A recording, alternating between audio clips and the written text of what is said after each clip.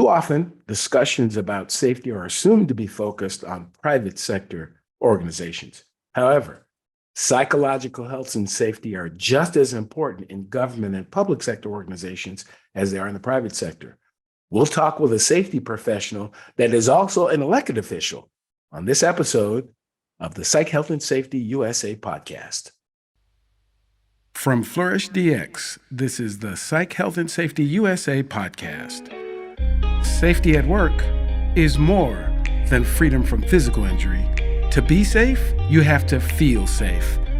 Join us each week as we discuss psychologically healthy and safe work in the USA. Well, welcome to this week's Psych Health and Safety USA podcast. I'm your host, Dr. David Daniels, and I want to thank you for tuning in.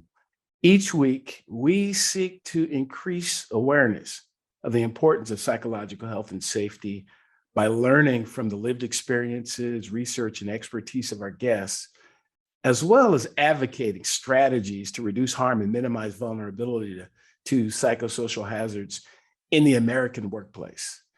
And today's conversation is focused on a particular workplace. It's the public sector. While there's always conversation in state and local government about safety, the importance of safety, and particularly the importance of safety of the residents of communities around the country, there's often not near enough conversation about the safety of those who serve the public. Public sector workers are often some of the least regarded and most forgotten about folks that keep our communities functioning from day to day. Over the course of our experience of this global pandemic, many have realized just how important what we now often call essential workers are. But a lot of the folks who talk about safety in communities, they aren't necessarily safety people. They're well-meaning, they have a lot of interest and want to do right by their communities, but it's actually rare to have people, and in this case, an individual, who actually knows what safety means. And it's really an honor and a pleasure for me in this episode to talk to someone who has both characteristics, who's not only a safety professional, but also an elected official with the responsibility to make sure that both workers and folks in a community are actually safe and actually knows what that means. So today, I'm happy to chat a little bit with my friend, Maria Mitchell. So Maria is not only a safety professional, I'll have her share a little bit about herself and about her background, but she's also an elected official and has been for a number of years. And I just can't wait to get into this conversation. And so first of all, welcome, Madam Mayor. Good to have you on this episode today. Thank you so much, David, Dr. Daniels. I am thrilled to be here. Thank you for the invite. It's always a pleasure to chat with you. And I especially appreciate the opportunity to be part of this podcast of something that I know to both of us and to many people, it's an extremely important component of our society that doesn't often get the attention that it needs.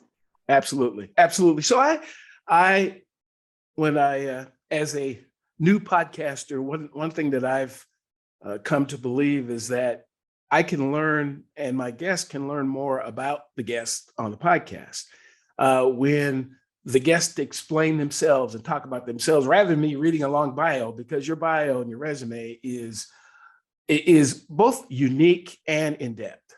But so I start off with this, this question. Who is Maria Mitchell? That might vary depending on who you ask, and also to me as to the day of the week. But I have the privilege and the honor of serving as mayor of the city of Miami Springs. And the city of Miami Springs is in the very center of Miami-Dade County. Miami-Dade County is better known as Miami. It has, the county actually is composed of 34 municipalities. And one of those municipalities is Miami Beach, which is its own city, the city of Miami. Other cities such as Coral Gables, Key Biscayne, and Miami Springs. There's also several other Miamis, Miami Gardens, Miami Shores, Miami Lakes. So sometimes people confuse us. I always say no one ever confuses Miami Springs with Miami Beach, but with the other Miamis, it may be. But anyway, our city of Miami Springs is a historical city. We're going to be celebrating our 100th anniversary soon in 2026. We were created back when Miami, the city of Miami, was just considered to be a tropical mosquito-infested area that possibly could be visited in the winter. And we're 14,000, population of 14,000 residents. Now that's in the very center of Miami-Dade County with a population of almost 3 million. So you can imagine, and we are adjacent to the Miami International Airport, which is also located in the center of Miami-Dade County. It was way out in the Everglades when it was first built, and Miami, the city, has kind of grown all around it. So we have a really strategic location. We call ourselves in the heart of it all because we really are. And I have the privilege and honor, like I said, of being the mayor of the city. I ran for elected office after serving 30 years, over a 30-year career as a safety and health professional for Miami-Dade County. And previous to that, with the state of Florida, the Bureau of Industrial Safety and Health. So when I resigned from Miami-Dade County as manager of risk management and safety for the whole county, a county of 27,000 employees, I was still energized. I was did I say resign? Retired. I was still energized from working, and I kind of looked around, and our city council elections were coming up. So I decided to run for the city council. I was elected as council member and served as council member for 2 terms before running for mayor. So this is my 3rd term on the council, but 1st term as mayor. And it allows me to bring together my experience as working for a county government to kind of dovetail that with actually being an elected official who represents the conduit, if you will, between the residents and the actual government itself. Sure. That is, as you know, I spent some time in local government myself and have always found it interesting when people are able to make the transition from working in government to overseeing government as an elected official. So not everybody makes the transition as well. Some find it, all kinds of reasons. And again, it's particularly interesting to have someone who actually has a safety background. I just think that's just so unique because, again, as I said in a little bit of the intro, is you'll often hear people talk about, it's important to keep our community safe and all. And people believe that. I'm not questioning whether or not they believe it, but it's as if, a person talks about, I want to be a great cook, but they don't really have any training as a chef, so they kind of work at it. And in some cases don't even know what they don't know. And so let's talk a little bit about, so how did you get into the safety profession? How did that happen? Actually, it's happened when I started college. I was interested in sciences, but not really sure, and also interested in the environment. And I found out about the idea of going into environmental health sciences. That was a kind of a new concept back then. The idea of environmental engineers and just studying the environment and kind of meshing that with health, public safety.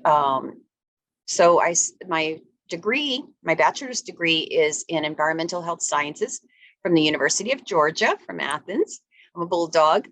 And then I have a master's in environmental health and safety from the University of Miami. And so my bachelor's was more environmental health in the sense back then of diseases, of the environmental diseases that are transferred from animal environmental vectors to humans.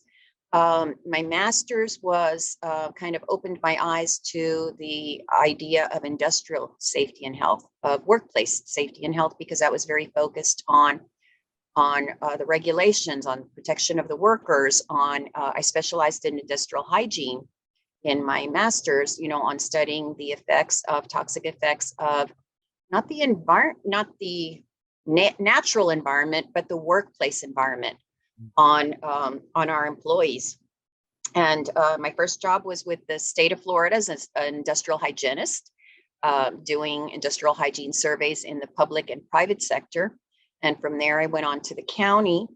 And so I have been, with my experience with the county, like I said, we had 28,000 employees, overseeing my department, my office, oversaw the safety and health of employees ranging from public works, corrections, police and fire, water and sewer, but also lesser known or lesser thought of as occupational hazards of parks, libraries, all the property appraiser who's going out and looking at properties. And you can imagine there are 25 departments in the county. So the diversity, the homeless trust, the cultural affairs department, art and public places, all these departments that you think, well, what hazards would they have? And actually, their employees are just as much at risk of hazards as ones in the more traditional departments that we think of that are, the police, fire, and corrections, which are constantly, I guess, on a daily basis, could be exposed to occupational hazards. We tend to do a lot for those occupations because we recognize that. And we tend to not consider the hazards, the workplace hazards of so many other occupations of public workers, transportation workers, our bus drivers, our rail operators, metro rail operators. So it's really a fascinating field. There's so much happening in with the concentration of providing services to our public, that these are services that are needed, that our communities are dependent on, that our taxpayers pay taxes to have.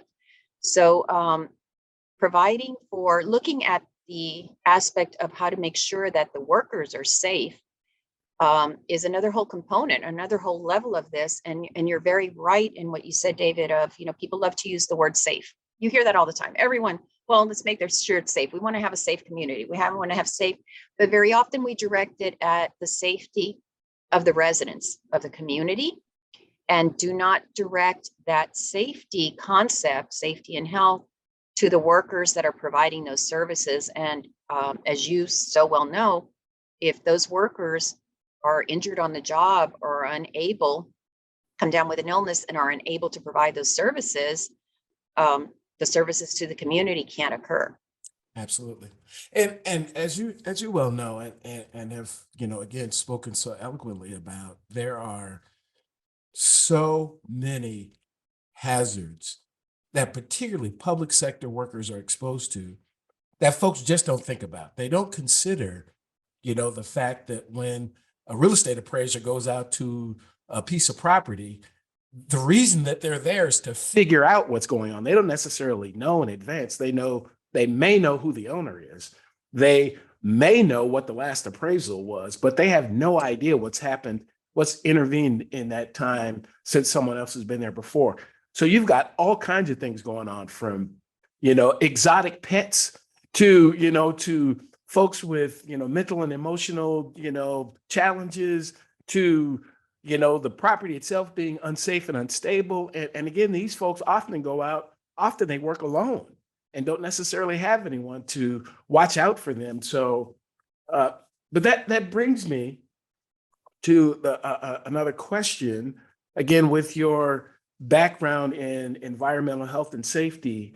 I'm sure you've, at least thought about or considered how psychological and psychosocial health and safety is also an important thing that doesn't get considered. And the example is the person, for example, who is receiving the water bill at the water department. they aren't out in the field, but they have to deal with a customer who comes in and says, hey, my bill's too much or too little, or most of that. They say it's too much, and the type of reactions they get when folks have to go out and shut off utilities and they when our law enforcement officials have to take people into jail. All of those are things that the customer doesn't necessarily like. And sometimes the reaction that the worker gets isn't more of an emotional one. So talk a little bit about your view about, if I mentioned psychological health and safety to you, what does that mean to you? How would you describe that?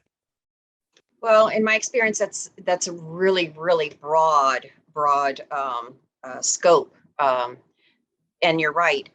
We have these service workers who, especially in today's society, I say that, our society has become very push the button, complain prone, So you have workers that you have told, this is your responsibility. This is what you're hired to do. Code enforcement is a particularly, our code enforcement officers are going out to investigate usually a complaint from the neighborhood of somebody who's not following code, who has things that are not allowed. And some of these things can be very dangerous situations, right? And they're told, this is the law, you go out and look for this. They usually have to take photos of it to justify it. Now you can imagine, and they work alone because in our government, as much as we can to spread out the services, we tend to, as much as possible, say, well, if we only need one person to do it, let's do it. Then they can cover more service area. And particularly that's true now that we have technology that allows them to, okay, take your laptop with you, and take your cell phone with you and just take a photo and then fill out the form later. But the reality is they're out there. They're the ones that have to be out there. And we want them to provide service, and they should always, of course, be polite and considerate. But they have a job to do. And as you know, the chances are that when someone is looking at your property or giving you a ticket or otherwise enforcing something that is for the wellness of society, right? You're not in the best mood, or none of us are. I always give the example of, with our police officers even in Miami Springs, the two complaints I hear is, everyone's ticked off that they're giving them a ticket because they ran a stop sign. Isn't there something better that they can do than sit and wait for someone? Shouldn't they be catching some criminals or something? And then when someone is speeding, they're upset that they got a speeding ticket. That shouldn't they be somewhere doing something important? But then when they see somebody speeding by, where's the police? Why aren't they stopping? So it's like a no-win situation. And, that was certainly the case in all of my 30-something years of experience with public sector workers. And you have to kind of get the message across to them that you were hired to do a job, and we expect you to do your job professionally. And we understand that it's not always going to go well, but as long as you're doing your job, you have our support. I know when I was manager of risk management safety, I would get complaints about our staff, our safety and health professionals. We had a staff of 9 safety and health professionals that would go out to the departments. Now, this isn't residents, it's the departments, right? And I would get calls from the managers and the directors and, the supervisors saying they came out here and they, said that this was wrong and they don't, and always, I'd always say, let me find out about it. I would never take that side without knowing from my employee what the real situation was, or at least their side of the story. And I always go, that's really surprising that they would do that. That seems unusual. Let me look into it and find out. And then I would ask our employee, tell me what happened. And of course, the difference was, the truth is somewhere in the middle, as you know. Right. But most often it was something that they were sent out to do their job. So psychologically, how does that wear and tear on someone? We know it does on our safety and health professionals. You and I know that you get tired like a police officer of saying, this is what's wrong. This is, and all you get are, complaints going above you, complaining that, you're showing up at their work site and you're finding problems when they've got a job to do. In the public sector, we are very driven towards services. So our directors, our bosses, higher up. What they want is for us to provide the services. They want our employees to provide services. If you're a bus operator, drive the bus. If you're a water and sewer employee, get in there and, get into the sewer and, and clean out that clog. If you're a police officer, respond to every incident that's out there. And basically, we're giving them this mixed message of, you need to get out there and provide the service, but oh yeah, don't, be resistant to any complaints, just ignore any complaints. Well, if we don't do that, how do we communicate with the person that we're providing the service? We just can't shut off and say, oh, I'm not going to listen. I'm not going to listen. I'm just doing my job. We have to also empower our employees to feel comfortable communicating politely as much as they can with the resident, explaining what they're there to do. So you can see that it's a really complex responsibility that we're throwing out on our public sector employees. And ultimately, if you go all the way to the top, no matter how much we talk about safety, it's going to come down to, we need to provide the service. Let's do it. Right. Absolutely. Yeah. Again, it brings back lots of memories of having those conversations and discussions with folks about, I had opportunity to serve as a fire inspector for a while. And there were many occasions when, I was the fire code compliance officer. So the fire truck would go out and try to get people to do whatever this thing was. And when they didn't do it after weeks, or in some cases months of trying, then they'd send them to me.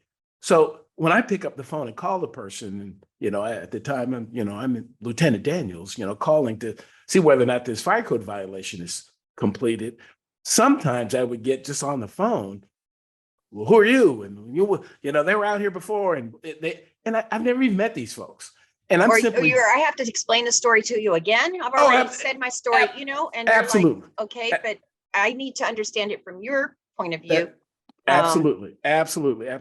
And again, it is, and I really love what you said. It's important to be able to hear both sides of whatever is, because both people involved in this have a perspective. And I'm getting to the point where I kind of struggle to see either of them even as wrong. I'm not saying that your perspective is wrong. The question is, how does that perspective, how does it impact the other person that's in this exchange with you? And I know you may not want to pay the fine or want to, to have the water shut off or whatever. We don't necessarily want to do it either. However, to have a civilized society, we have to have rules. And that's the thing I say about government all the time. It doesn't matter what you do. Somebody is probably not going to like it. It doesn't matter what you do. It doesn't matter what decision you make. There's going to be somebody, because people are just different. But from a safety perspective in general, as you well know, much of our conversation around safety across the country is always about private sector employers.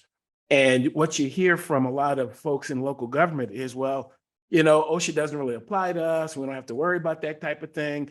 So talk a little bit about your perspective on that, how we've legislatively, or as a country, how we've kind of left out government workers a little bit. I mean, I don't want to put words in your mouth. That's certainly how I look at it.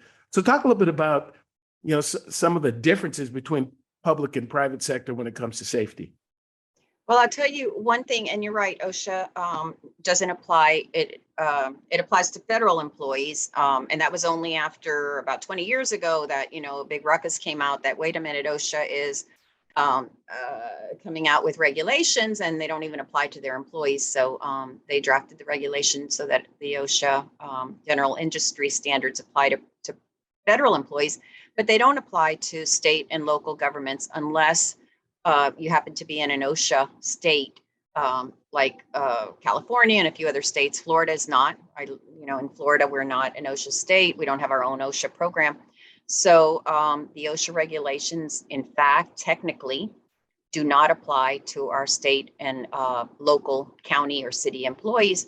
However, when I was with the county, our Office of Safety adopted the OSHA standards, and this is probably 20 something years ago. We adopted the OSHA standards back in the 90s as a general minimum safety standards for our employees.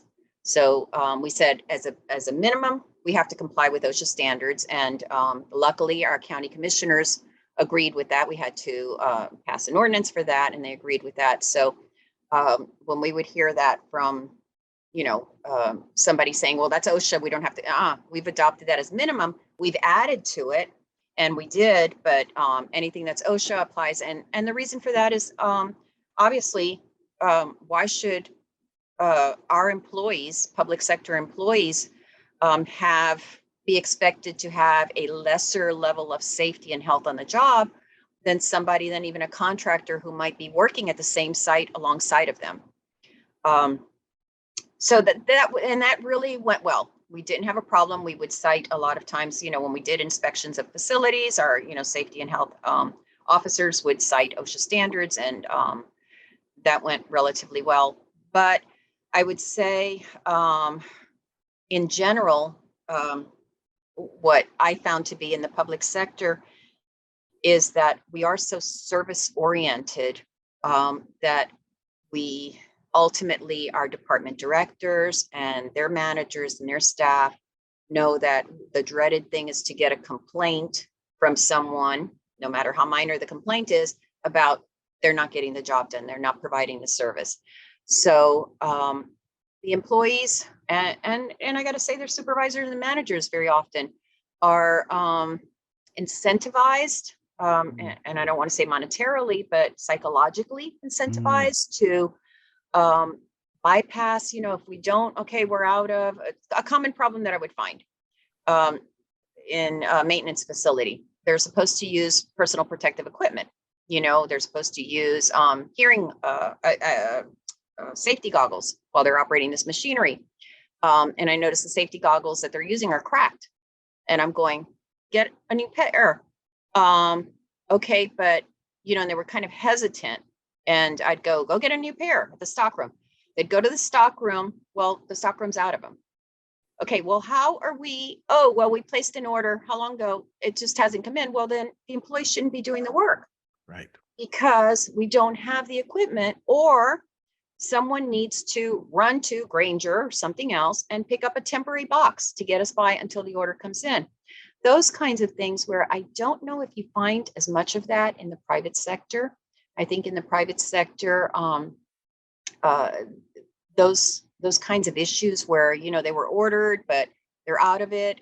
Very often in the county or in the public sector, we have contracts, and the contract is with this supplier. And that was a contract that they've gone through all the vendor aspects to be approved to be a vendor for that. You can't go outside of that. If you go outside of that and you purchase from someone else, you're violating the scope of the contract, even though they're not providing the safety equipment in a timely basis that we need.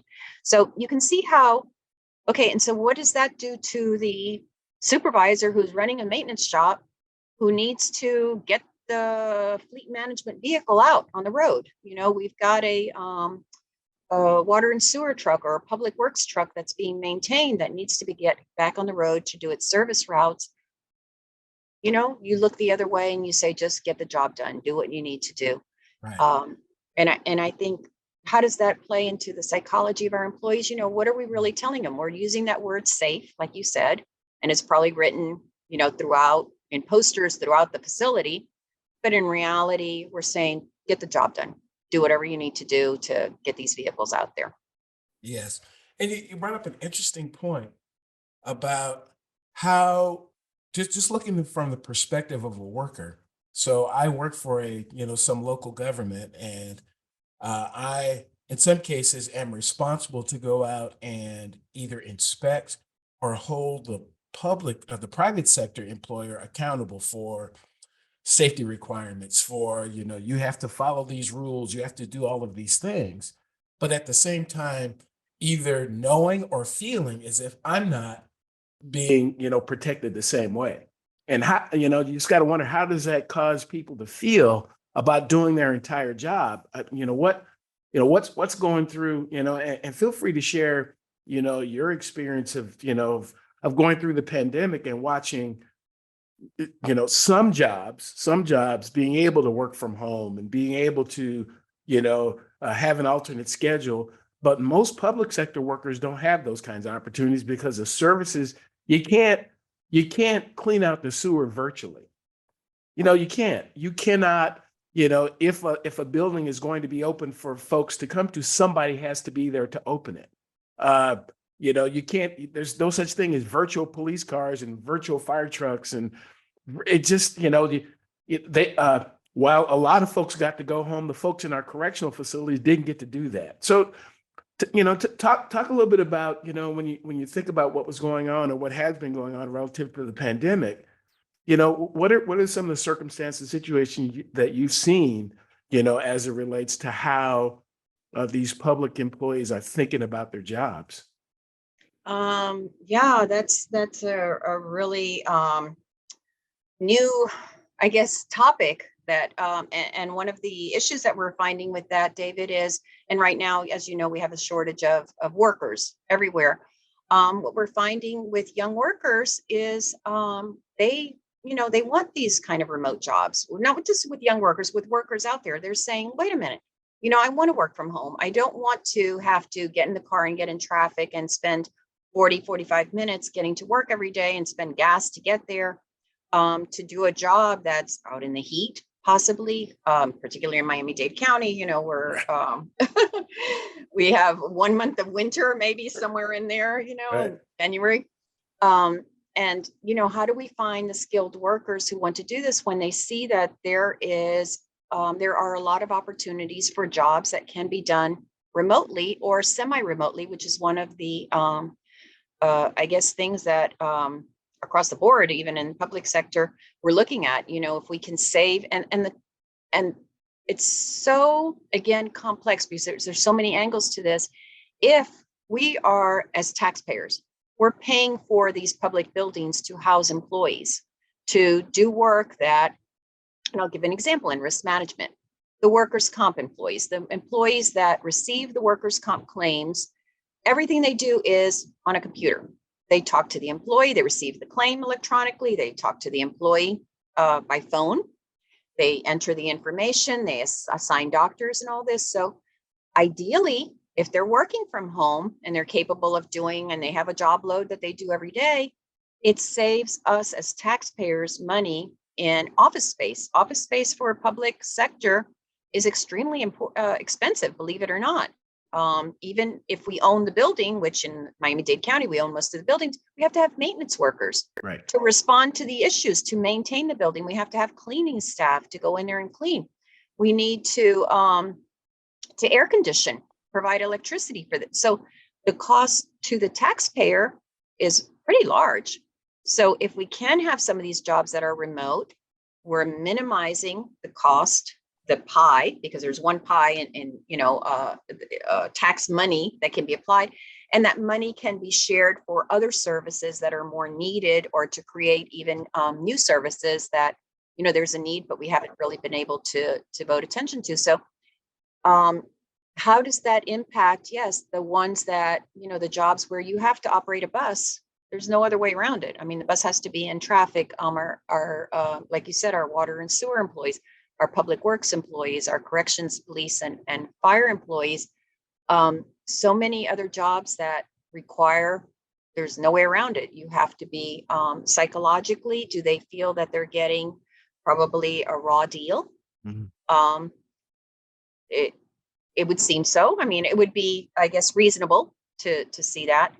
I did want to mention something going back one moment on when we were talking about the workplace, and when I mentioned that, employees, say an employee with cracked safety goggles, Sure. that the other part of that I found a lot in my many years in government as a safety and health professional was that in a lot of these departments, particularly unionized departments, the supervisors, when I would speak to the supervisor and say, look, you've got an employee doing this, I can't do anything because if I approach the employee and say that, he writes me up for harassment with Mm, the union. And then it becomes that the supervisor is harassing me, even though it's a safety issue. And that would happen very often. So psychologically, when we're talking about psychologically, what does that do to the supervisor or the manager who, hey, my employees, they know, all they have to do is go to the union and say, I'm being harassed while I'm trying to do my work. And it wouldn't matter that it was a safety issue. It was just a harassment, notice. Psychologically, what does that do to our supervisors and our managers who were told, hey, you're responsible for your workforce, oversee them, provide for their safety. That's an important part of your job. They back off. And I right. saw a lot of them back off because of that, because they just write me up. It doesn't go anywhere. They wind up, I get the reprimand for not managing them correctly, even though I'm trying to look out for them. So you can see how the psychological component is so much more than, the line A to B. It's Right. really, from the center, and it's like a wheel, spokes of a wheel that goes out in all directions and kind of forms that circle that it's all united. Well, and what you're describing also really highlights the importance of strong relationships between workers, labor, management, customers, to the extent we have the opportunity to have, ongoing conversation about what's important. Because at least my belief, it's more belief, actually, my research suggests that a psychosocial hazard is a perception or experience by an individual. And so it's very different. Everybody sees these from their perspective, from their background. People just see things different. And it really is important for particularly folks in leadership, but safety professionals as well, to be able to have conversations about, so let's sit down and talk with the labor union about why is it that these particular things are happening, your members are being injured, and you seem to feel like it's harassment to bring it up. And let's peel that onion back a little bit, because in some cases, it is not necessarily about the issue. It's about the approach. It's about how people, and again, sometimes we don't. These supervisors got promoted to supervisor because they were the senior person, and we didn't really give them any leadership training. We just kind of gave them the job, and so they don't really have the tools necessary to be able to communicate that message. This is such a complex, constantly changing effort. And again, when we start talking about how people see this, they just see it different. They see it how they see it. And often, the manager, the director has to come in and kind of quote unquote split the baby, but that's the job. I mean, that's, as I said before, no matter what we do in public sector activities, somebody is probably going to see it different. They're just going to see it differently. And this also makes me think a little bit about, in terms of these different perceptions that, and so again, when you talk about, about Southern Florida, there is, this is more than a perception, a large population of people from all over the world, particularly from Central and South America and such. And, as this episode is, folks will be watching it, there is a celebration every year between the middle of September, middle of October of Hispanic Heritage Month. And I wanted to have you share a little, because these are things that we see on television about, how workers, particularly workers who English might not be their first language, or they are, only recently, become either residents or citizens of the country. And a lot of that happens on the coast, and particularly a lot of that happens in Florida. So talk a little bit about some of those experiences of having workers who, are even still new to the country, new to the community, and they get what they believe to be a good job in government, and but still have some challenges in terms of how the organization either supports them or does not. Yeah, actually in South Florida, in Miami-Dade County in particular, that's a really continual situation. And from a safety and health perspective, it's a problem. And I'll tell you how it's a problem. We hire employees, if we hire employees and don't require them to be English proficient, then how, I mean, it's not just Spanish down here. And I speak as I was actually born in Cuba. I'm Cuban American. So English was my second language. I spoke only Spanish until I was like 6 years old. But if we hire employees who are not English proficient, we have Creole. We have a lot of immigrants here from Haiti, very hardworking people from Haiti. We have a lot of people here from Brazil that speak Portuguese and Spanish, of course, and several other languages. So if we hire employees and we say you don't have to be proficient in English, OSHA training pretty much says you have to train employees in the language to which they understand. And, we don't have the capability, as you know, in safety and health professionals to train in all these languages, because it's not speaking a language, it's being technically savvy in a language. And I can tell you, as a Spanish speaker, there's a big difference between speaking Spanish and speaking the technical terms for a construction site in Spanish or for a laser safety in Spanish. It's not, the typical conversation, just as it is for even someone who speaks English. You have to learn the technical terms, right? So what happens very often is, and this is extremely disturbing to me, and I've mentioned this to you in the past, it's it goes in so many directions. And we have these workplaces where we have these little cliques of employees who speak to each other, say in Spanish, because that's what they're comfortable with, right? So they tend to speak to each other. But if there's an only English speaking person on their staff or two others, when you yell out "cuidado," that person isn't going to know what you're saying. Or when you say something like, "No, I've already done that. That doesn't need to be plugged in," or "watch out, it's already plugged in." You're saying it in Spanish, right? Because it's what's easier to you. And that's usually what you talk about with your coworkers. But that doesn't allow the other ones who speak Creole or Portuguese or English to be in the know to that safety information. So it works both ways, David. It's we sometimes our supervisors and our managers are proficient, maybe perhaps only in English, and they've been there a long time, but they don't speak Spanish. And the majority of their workforce might be Spanish speakers. By Dade County, that's very common. We have, like 60-something, 70% of the population is Hispanic. So that's certainly not uncommon. So what do? Do you not promote someone, say a Black supervisor who's very competent, who has been there? We don't promote him because he doesn't have the ability to speak Spanish.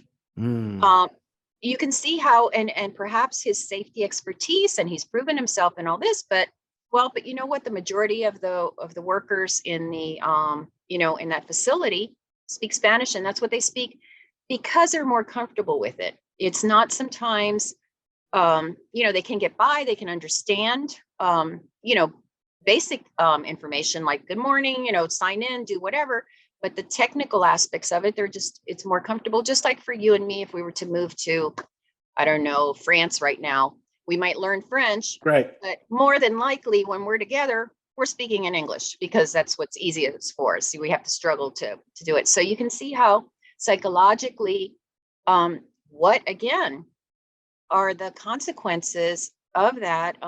We can't require employees to only speak in English in the workplace. Obviously everyone has a right to speak, but we can require instructions to be given in a certain language that, the instructor, especially when we have toolbox safety meetings.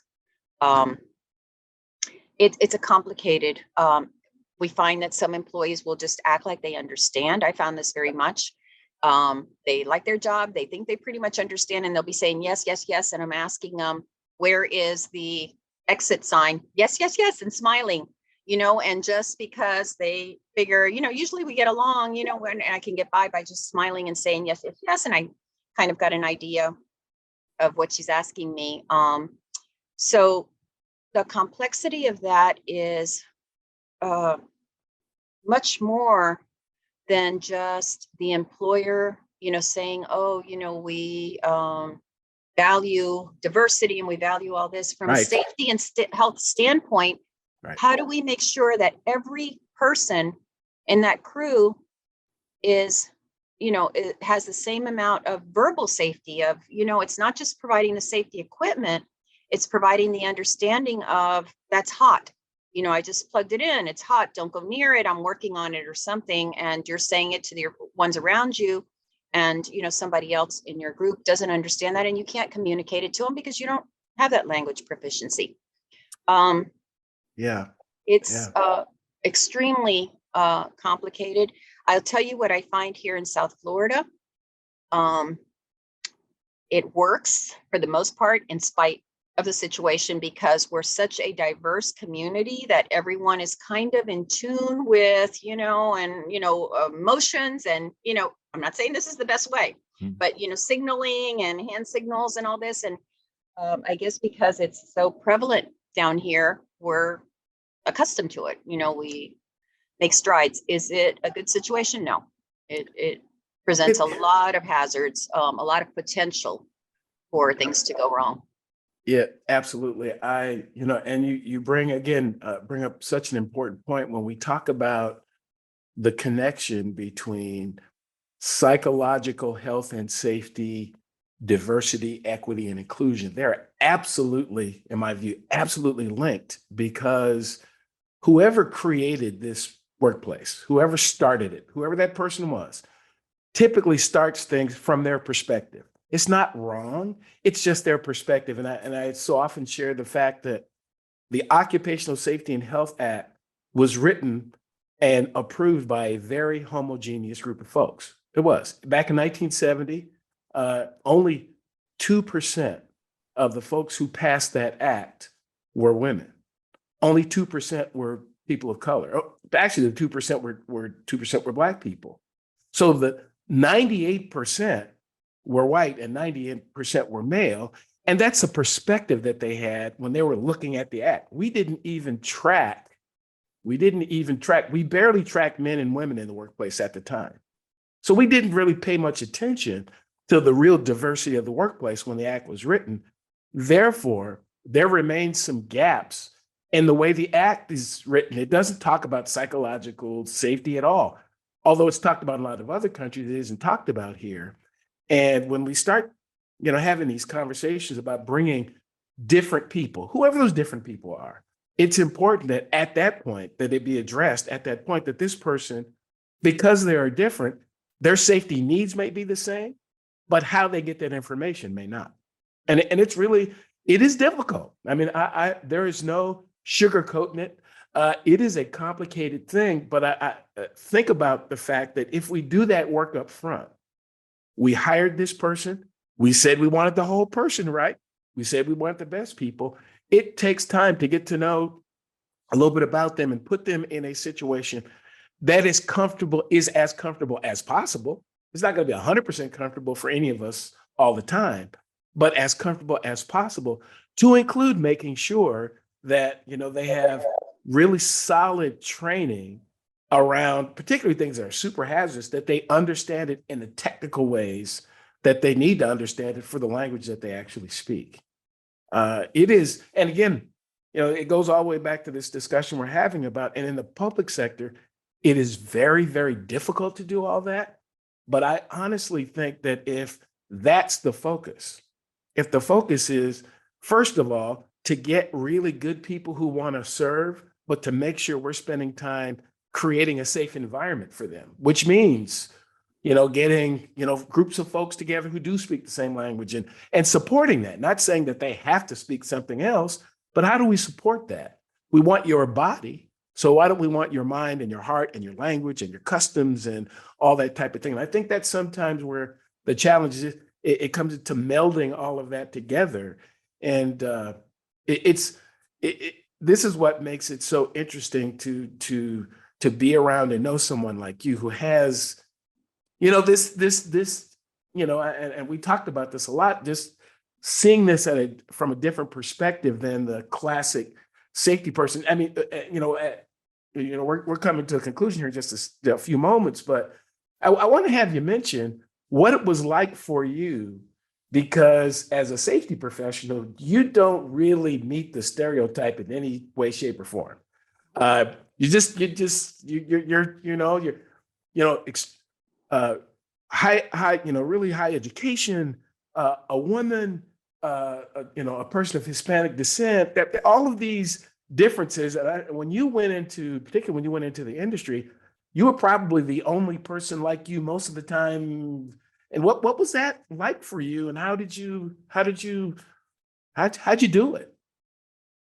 I would say as far as a woman, I was definitely usually, well, always until very recently, the only professional. There were always women who were secretaries in our, Sure. in our department, in our group, but I would always be the only professional, safety professional.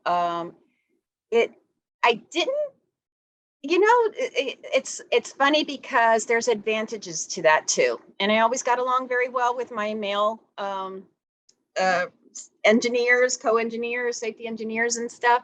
And, they're like all women, there are opportunities where, if I really didn't want to do something, I'd say, that doesn't look like women's work. That testing doesn't look like it should be, I'd say it in jest, but one of them would usually step up and say, all right, I'll do it, and so I was very, very lucky. I worked among true professionals, even though I worked in several different departments. I worked in transportation for a while, providing the self-certification for the Metro Rail system that was opening up in Miami-Dade County in the 80s, before going on to risk management.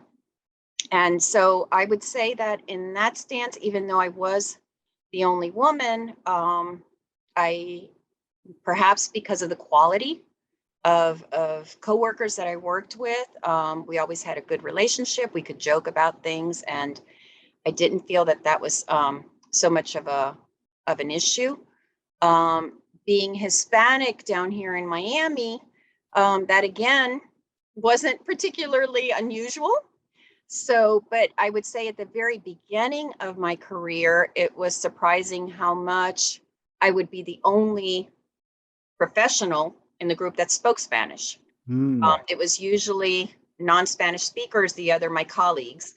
And very often I was asked to, speak on something that needed to be, and that's when I realized, whoa, technically it's a whole different thing from, speaking conversationally Spanish. That's changed over the years dramatically because, our county down here has grown to be the majority of people, and there are, races, different race. There can be Black Hispanics and white Hispanics. Hispanic is not a race. Right. It is an ethnic origin, just like Absolutely. Anglo-Saxon or, Scandinavian or anything else. The majority, however, do identify as of Hispanic descent or Hispanic themselves that were born in other countries. We have a really large percentage of our population was born in other countries down here in Miami-Dade County, and came here. So that has changed over the years. In fact, when I was manager of risk management and safety was the first time I hired the first female professional. And surprisingly, I'll tell you this, I remember one of the things when I was interviewing her, and we had several males too that were in the position, and I knew her she worked for another department. This would be a promotion for her. She was very hesitant to accept the position, even though I offered it to her. I thought she would be great at it because of her qualifications. I knew her, I had seen her work. Later, she finally accepted it. I think her husband talked her into it because said, look, it's a promotion. It's like, why wouldn't you? Right.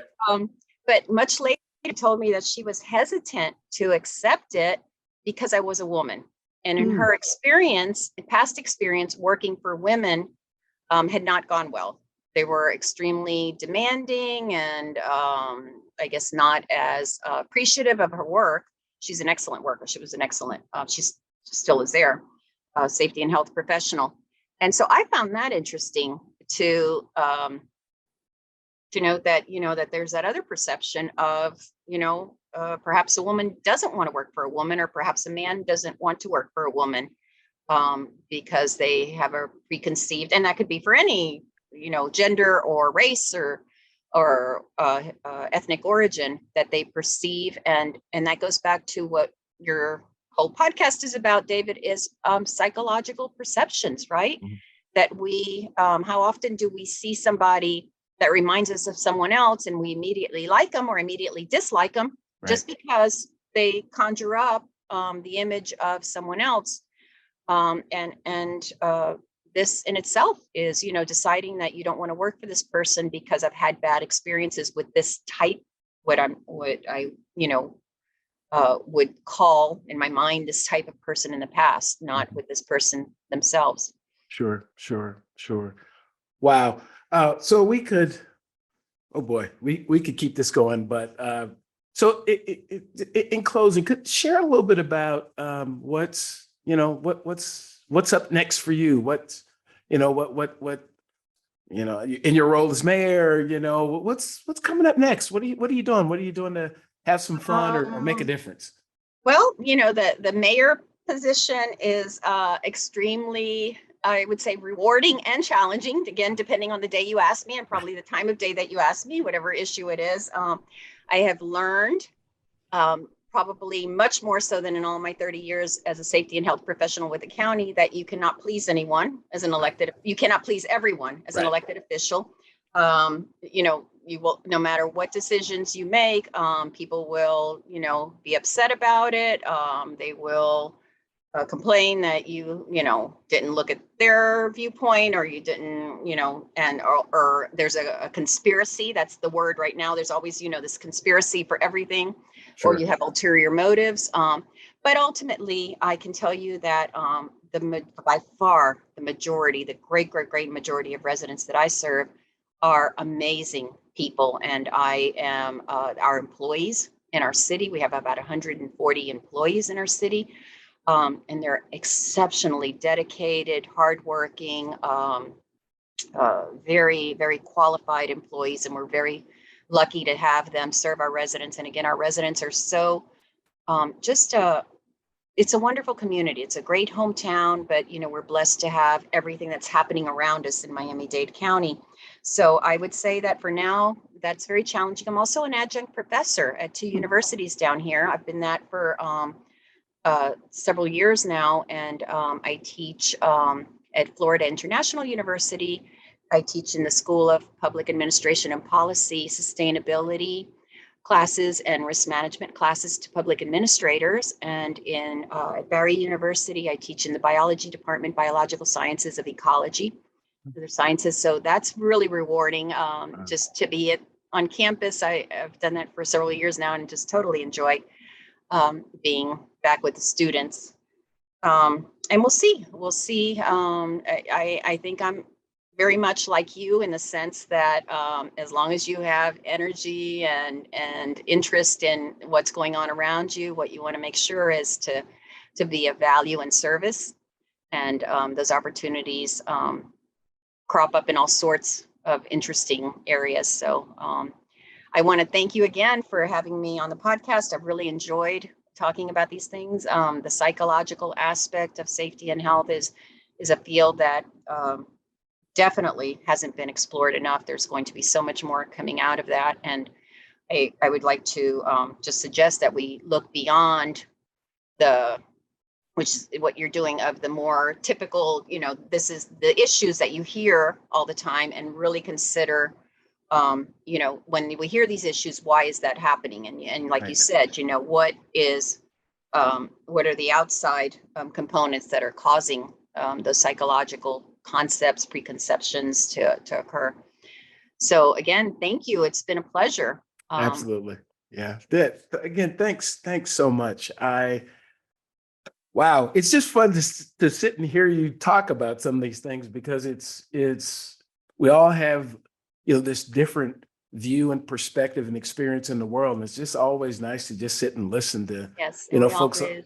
Yeah, And it's and for just your audience, I just want to say that you and I met, so many years ago, at National Safety Council, when you were trying to put together a division for public sector, government and public sector. division at the National Safety Council, and which was something that had never been done. We had all sorts of, the council had all sorts of divisions and had never considered public sector employees, government and public sector employees as, as something that had its own unique characteristics, challenges, and needed the services of the organization. Absolutely. So thank you for getting that started. You were chair. Yes. And then later I was chair. You were, in fact, yes. And I followed you in your steps, and now I am past chair of the division, but it keeps going. It's sometimes it's kind of like having your youngsters grow up, and seeing them growing up and getting their sea legs and becoming whatever it is they're going to become. Now, thanks very much. And I really appreciate, it was so wonderful, again, having your involvement in that process when we're just kind of getting started. Those first few years you never really know whether this is even going to work, because again, we were doing something that folks hadn't particularly done. And sometimes it's difficult to get people to understand how important it is. I say so often that we are all, it's necessary, I should say, that we have safety for our public workers and public employees. It is, because we all pay for it. We pay for it, absolutely. And when they get hurt, it just costs us all more. The workers' comp and the days off and the disability and the days off, that is something that I guess we didn't mention, but I just wanted to mention, when we look at comparable days away from work after an injury for the public sector, it's much higher than it is in the private sector. And, the reasons for that, we could talk about a whole bunch of reasons. That's another podcast, but that hurts the ability to provide the services, because again, the money comes from one pot of taxpayer money that's acquired by, say, the county or the state or the city. And when you have to use it for workers' comp and for days away from work, or for even overtime to compensate for the days, the employees that aren't in work, it's less services we can provide to the community. That's right. For essential services, I think the last, data I saw suggests that when a public employee is off injured, not necessarily off of vacation, because, there's a calculation, you assume that people are going to take vacation. Yes. But when they're off injured, it is going to typically cost that jurisdiction 3 to 4 times their salary to get their work done while they're out. Yes. And so it is really, really important, the work that you have been doing and the work that you are doing, focused on making sure that the employees in the public sector in general, and in this case, specifically in your city, are kept safe, are kept as healthy as possible, and so they can go out and do great things for the community. Thanks so much for this conversation. Thank your listeners. It's been a true pleasure. Absolutely. And it's again, it's an honor to have you, Madam Mayor, to hear your wisdom. And I'm going to look forward to, to having future conversations about this topic with you. Would love to just keep the conversation going. And I'm again just looking forward to what happens next, and we need people like you who understand this, who aren't just talking about it, but really understand it. So thanks very much. And thanks to all of you who've taken the time to listen into this latest edition of the Psych Health and Safety USA podcast. We're here each week, again, with great guests talking about this topic. And feel free to reach out to us. We're available wherever you get your podcast. You found this one. You can find us in lots of other areas. You can go to our website, psychhealthandsafetyusa.com, and see any of the more recent episodes.